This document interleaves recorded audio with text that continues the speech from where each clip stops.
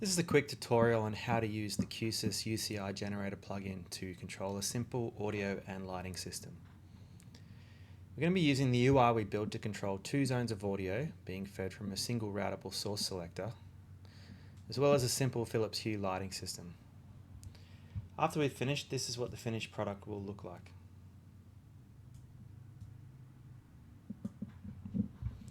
You can see in this example we have two containers, one for audio and one for lighting with the relevant controls inside them. Back in QSys, our audio system is controlled by two matrix mixers and one source router.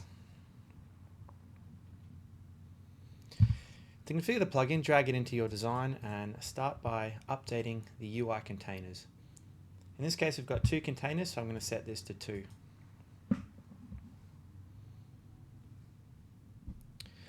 I'll now start by changing my headers. In the example, the headers are home control and welcome home. I'm just going to keep the main header as QSys control panel now, and I'm just going to say home control in the subheader.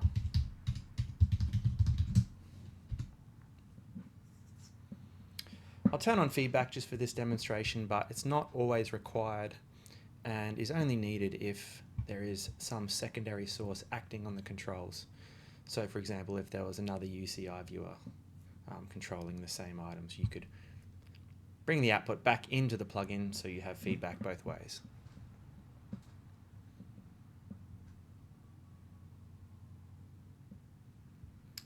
For the theme control, I'm just going to keep it as default for now, but I do have a dedicated video on what all these values do and how to change the look of the UI. So for our audio control, we need 2 faders and 1 source select. So I'm going to start by adding 3 controls. I'm going to call the header audio because that's what it says here. It's going to be looking similar to this. For control 1, we need a fader. This is going to be our inside volume. Because we're controlling matrix mixes, it's important to set the min and max values correctly. So in this case, I'm going to go min 100, max 10. And another critical thing is we need to set the fader to logarithmic because we want the user to be sort of, mostly in this range up here, not having all of the sound in this last 5%. So by setting it to logarithmic, it'll automatically do the conversions for you. So you can see now the value is sort of how we want it to behave. So I'm going to make another control exactly the same. Call this outside volume. I'm going to go negative 100. Max is going to be 10. And once again, it's going to be a logarithmic fader. Now the third type is going to be a combo. This is going to be our source selector.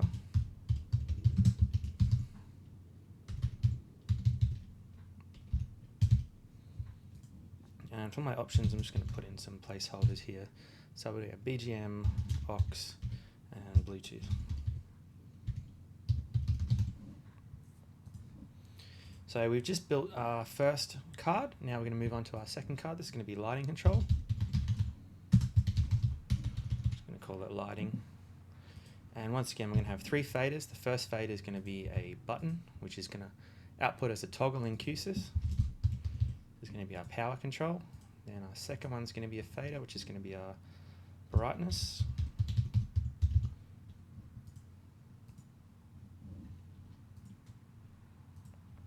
Its max value is going to be 0, and its min value is going to be 0. Its max value is going to be 254 because that's what the Philips Hue lights I'm using expects, and its curve is going to be linear.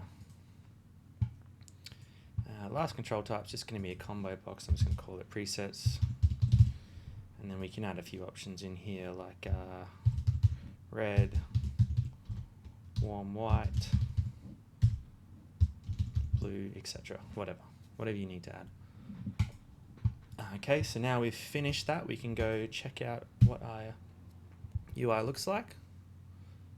So we're running on port 8080. So you can see the header has carried over to the login page, and if I just put in, I'm just going to copy and paste this password in here. So this is what we've built. So you can see we move to the control page, you can see this and test this at this point. So there's our inside volume being affected, here's our outside volume, we have our source select, and over on the lighting tab we have power, a linear fader, and once again some more presets.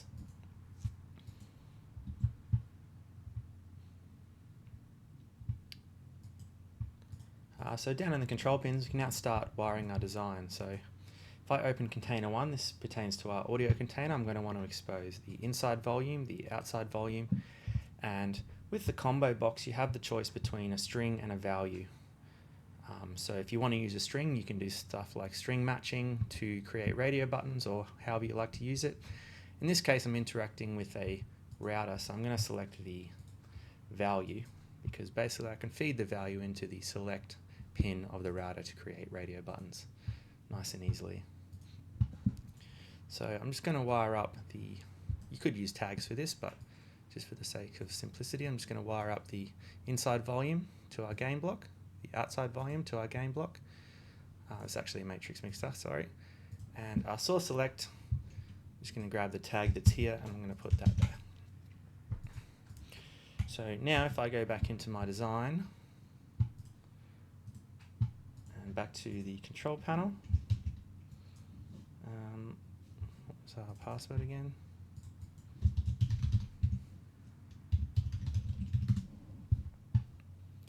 I can now see as I adjust this fader up, we have the inside volume working perfectly, same with the outside volume, that's good.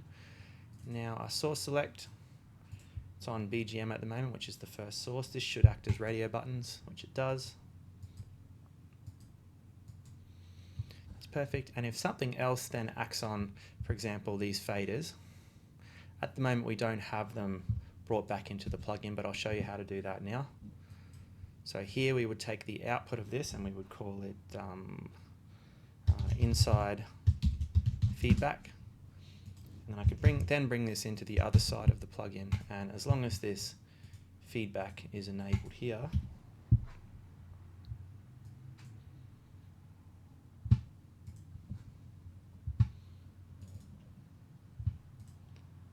just refresh that. Oops.